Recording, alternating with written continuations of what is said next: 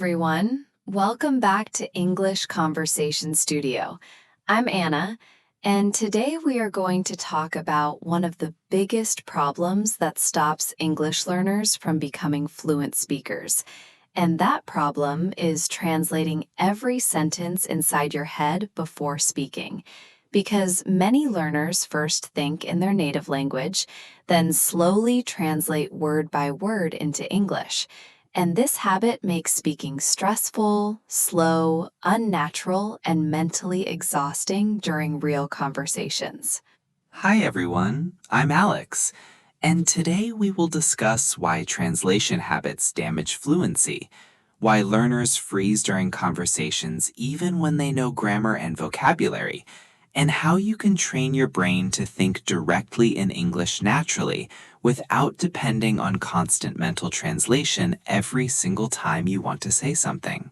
Many learners do not even realize how much time they lose while translating internally because the process feels automatic after years of study. But in reality, the brain is doing two separate tasks at once. First, building the sentence in the native language, and then rebuilding the same idea again in English, which creates hesitation, delays, confusion, and lack of confidence during communication. Yes, and because conversations happen quickly in real life, learners who translate often can't keep up with the speed of natural communication. So while they are still mentally organizing one sentence, the other person has already continued speaking, changed the topic, or asked another question, which makes the learner feel nervous and disconnected from the flow of conversation. Another major problem is that direct translation does not always work correctly because languages have different structures, expressions, word order, and cultural logic. So when learners translate too literally from their own language, the final English sentence often sounds unnatural, confusing, or grammatically incorrect, even if the learner understands the meaning perfectly in their mind. Exactly. And that is why many learners say sentences that technically communicate the idea but still sound strange to native speakers because they are following the structure of their own language instead of naturally thinking through English sentence patterns and expressions that are commonly used in real conversations. One of the best solutions is starting with extremely simple English thinking, because many learners try to think in complex sentences immediately, but the brain needs gradual training. So instead of thinking long ideas, you can start with small thoughts like, I am tired, I need water, I am going outside, or the weather is nice today. Yes, simple thinking practice is very powerful because the goal is not to sound advanced immediately, but to build direct English connections inside the brain. And once simple thoughts become automatic, your mind slowly starts building longer and more natural sentences without needing translation support from your native language anymore. Another effective method is describing your daily actions in English throughout the day, because this creates constant active thinking practice. For example, while cooking, you can think, I am cutting vegetables, I need more salt, or the food smells good.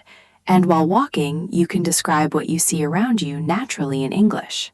Yes, and this kind of daily mental narration trains your brain to connect real-life actions directly with English vocabulary instead of connecting them first with your native language, which slowly reduces translation dependency and increases automatic reaction speed during conversations with other people. Many learners also improve when they stop trying to translate perfectly and instead focus on communicating ideas simply, because communication is more important than perfection.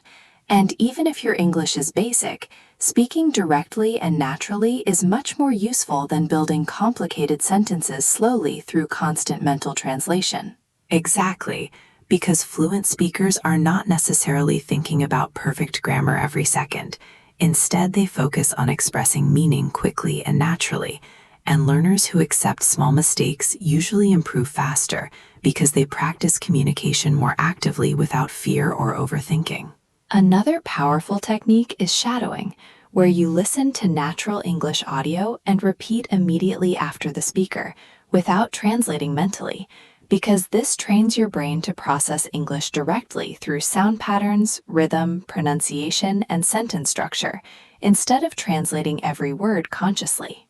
Yes, shadowing is extremely useful because it forces the brain to react quickly in English, and over time, learners start recognizing entire sentence patterns automatically, which reduces hesitation and makes speaking feel smoother and more natural during spontaneous conversations.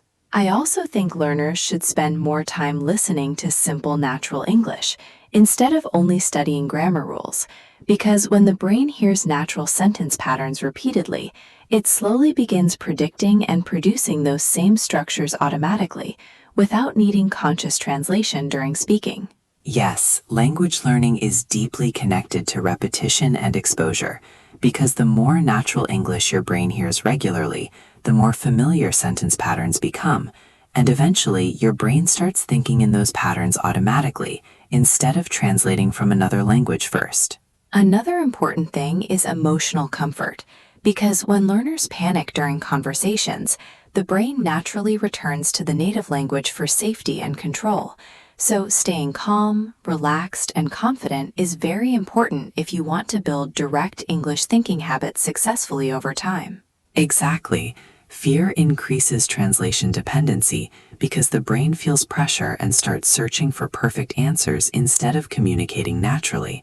But relaxed learners usually speak more freely, think faster, and improve fluency much more effectively through active real communication practice. Many learners ask how long it takes to stop translating mentally, and honestly, it depends on consistency. Because if you practice direct English thinking every day, even for short periods, your brain slowly adapts and begins creating automatic English responses much more naturally than before. Yes, fluency is not a sudden transformation. It is gradual brain training through repetition, exposure, speaking, listening, and daily mental practice. And learners who stay consistent eventually notice that English thoughts start appearing naturally without conscious translation effort. So today we talked about why translating in your head slows fluency, creates hesitation, increases stress, and prevents natural speaking. And we also discussed practical ways to stop this habit through simple English thinking, shadowing, daily action description, listening practice, and relaxed communication. Yes, and if you continue practicing these methods consistently, your brain will slowly stop depending on translation and start responding directly in English naturally, smoothly, and confidently during real conversations and daily life situations. If you enjoyed this lesson, please don't forget to like this video and share it with your friends, because practicing together makes language learning easier and more enjoyable. And subscribe to English Conversation Studio for more advanced speaking lessons, vocabulary training, and natural fluency practice every week. Thank you very much for listening and practicing with us today. See you in the next lesson, and keep thinking in English every single day.